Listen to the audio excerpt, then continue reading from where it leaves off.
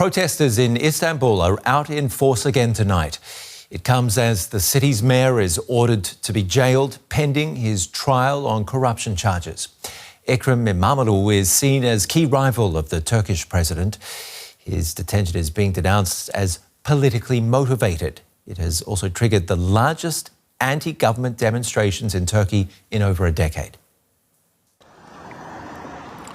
On his way to prison, 4 days after police arrested him at home, Ekrem Imamoglu's detention on corruption charges has sparked the biggest mass protests across Turkey in decades.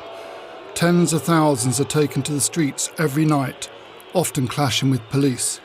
Imamoglu remains defiant. Now he has raised the stakes in a growing clash with Turkey's president, Recep Tayyip Erdogan. My dear citizens, Turkey woke up to a great betrayal today. The judicial process being carried out is not a judicial procedure. It is a complete extrajudicial execution. I invite our nation to a responsible struggle for rights. This struggle for rights is a matter of the future of our nation and children. His supporters went further, casting their votes Sunday in a primary for him to take on Erdogan in 3 years' time. Ekrem Imamoglu is currently on his way to prison, but he's also on his way to the presidency. For his supporters, the very future of the country is at stake. Erdogan thinks he's the, leader or the king of the country, but he's not. And we are here for showing him, to show him that he is nothing for us. We can defeat them. This is not just about a political party or Imamoglu. It's an issue of general injustice and unlawfulness.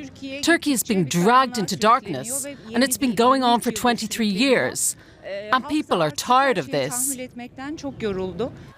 looks as if Erdogan is calculating that a conviction and long stretch in jail will mean that by 2028 the popular Istanbul mayor will be a political non-entity, something his supporters are determined won't happen. DW correspondent Hahn is in Istanbul. Julia, you've been speaking to supporters of Imamoglu. What are they telling you exactly? Well, people are out on the streets again tonight. Probably tens of thousands of people here in the area outside Istanbul's city hall. We had to move a little bit away from the crowd to actually get a video connection with you up. But within the last 5 days, Ekrem Imamoglu went from being Istanbul's popular mayor to being arrested, interrogated, and then jailed pending trial today over corruption charges. And many people here find that absolutely outrageous.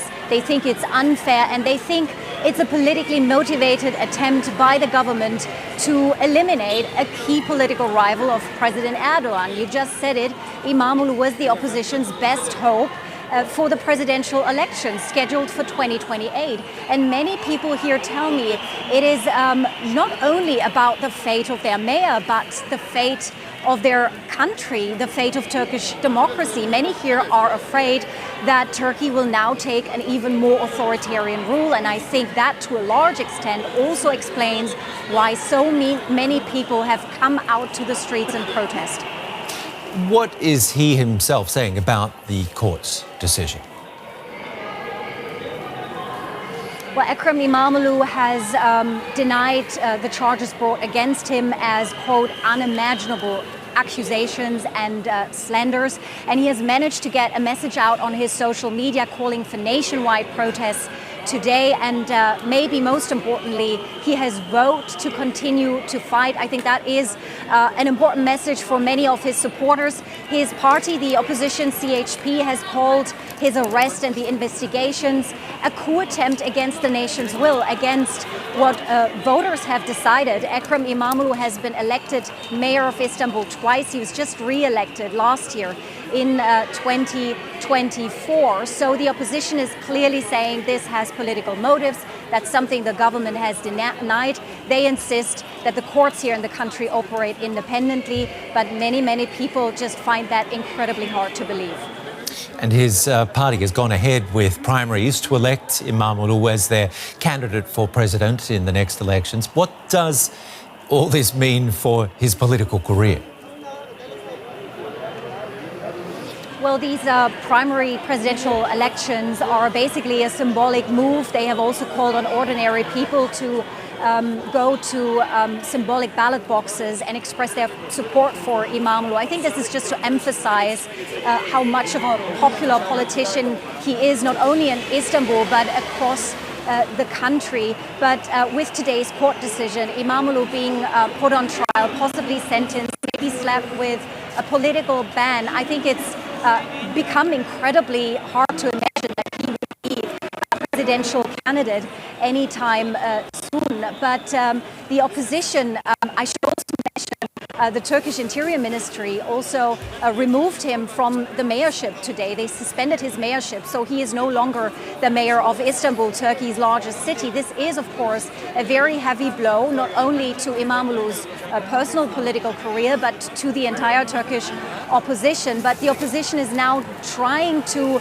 draw some strength from it all by calling people out on the streets, by actually seeing these mass protests. These are the largest protests here in Turkey for more than a decade, the largest anti-government protests. And the opposition leader, his name is Özgür Özel, he said Ekrem Imamoglu is on his way to prison, but he is also on his way to the presidency. So this is the opposition trying to be hopeful here, despite everything that's happened. Julia Hahn reporting from those nationwide protests in Turkey. Well, let's talk about that with Gonul from the Middle East Institute in Washington. Thank you for being on DW. Tell us more about Imamoglu as far as his chances go as President Erdogan's main political rival. How much of a challenge would he pose if he were allowed to run in the next presidential elections in 2028? Well, he's certainly Erdogan's strongest rival. He is a very popular figure, and he has the same kind of chemistry that President Erdogan managed to build with his own supporters. And he is someone who can appeal to a larger base, much larger than his party's secularist base. Kurds can easily vote for him, conservatives, liberals, secularists. So he is someone who can be appealing to a large segment of society. And according to the recent public opinion polls, he's always ahead of President Erdogan. So he is a formidable challenge for President Erdogan. Tell me then, how long could it take before this case of his goes to trial? Are we talking about years? Well, right now we don't know anything because we have to remind our viewers that from a legal point of view, this whole case has no grounding.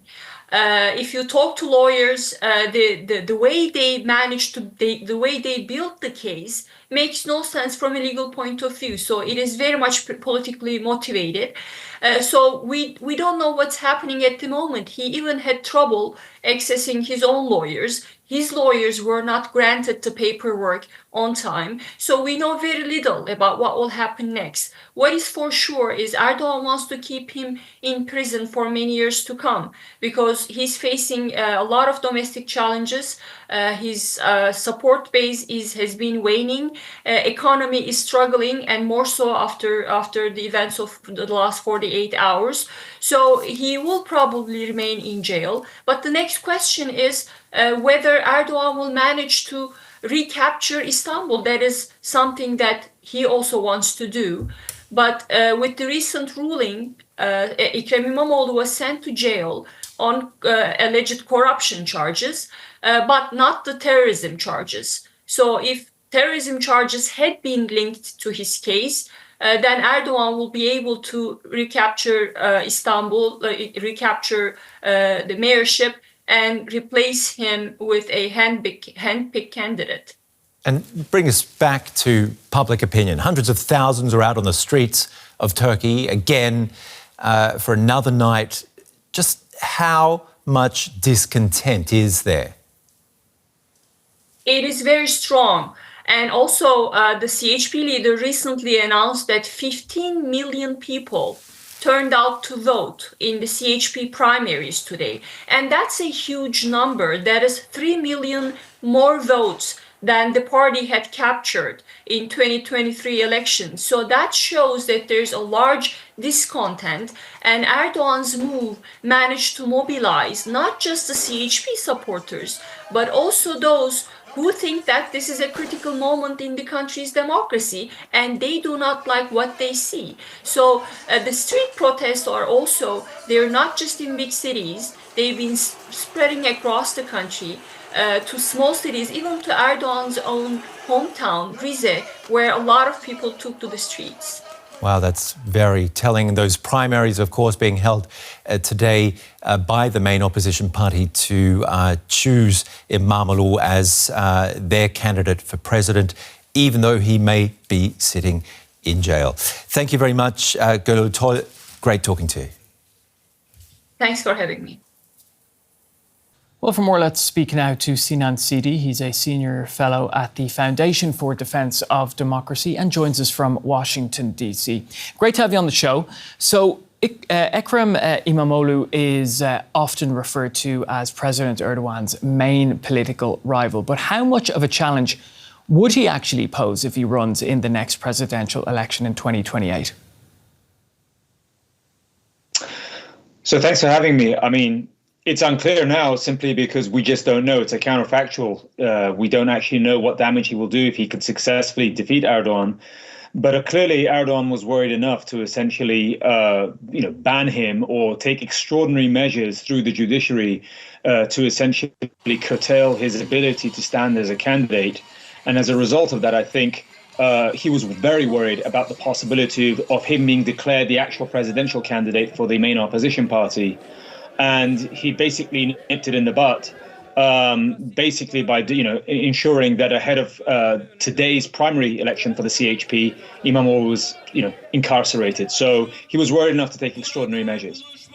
Tell us, how long could it take before his case actually goes to trial? Yeah, that is a really difficult question to answer because this is not the first time that we've essentially seen, opposition figures who have come close to challenging Erdogan or whom Erdogan has been worried about successfully challenging him for the presidency from being jailed. If you look at somebody like, for example, another person, Selahattin Demirtas, one of the leaders of the pro-Kurdish Dem party, which was then known as the HDP, he was essentially jailed like Imamoglu, and his trial took a considerable amount of time before they essentially convicted him. So these things basically very much depend on essentially the sort of political willpower of the Erdogan government and the judiciary, which seems to be taking its cue from the government in terms of when they will actually prosecute him such that they actually convict him on charges, which most people, I think, assume that have already been predetermined against him. Now, Sinan, hundreds of thousands of people have been out on the streets of Turkey again. What does that tell us about the depth of public discontent in Turkey? Yeah, I think it tells us a lot, actually. This is the first mass public protest movements across the country that we've seen in Turkey since the Gezi protests of 2013, 12 years ago. But this time I think it's slightly different because what you're looking at is a population that is really on a knife's edge, both economically and in many cases politically. People, I'm assuming, and based on sort of their activism right now, appear to be in a position where they don't fear they have much to lose anymore by standing up to Erdogan. They are much, much poorer. The rate of inflation, joblessness and high prices and very high consumer prices in Turkey has crippled and broken the back of the Turkish government population. If they now feel that they're going to essentially not even be able to be in a position to translate those frustrations into an alternative political or presidential candidate who they feel that can lead the country in a better direction, then that's what helps me account for why we're starting to see such a huge backlash against Erdogan's decision or the government's decision to incarcerate Imamoglu. But on top of that, also, I mean, this is just essentially they feel powerless otherwise, that if they just essentially continue to let business carry on as usual, that they will have more to lose. Great to have your insights, Sinan. Unfortunately, your image froze for us, but we could hear you perfectly, and it was awesome to have your insights on the show today. Sinan Ciddi, Senior Fellow at the Foundation for Defence of Democracies in Washington, D.C. Take care.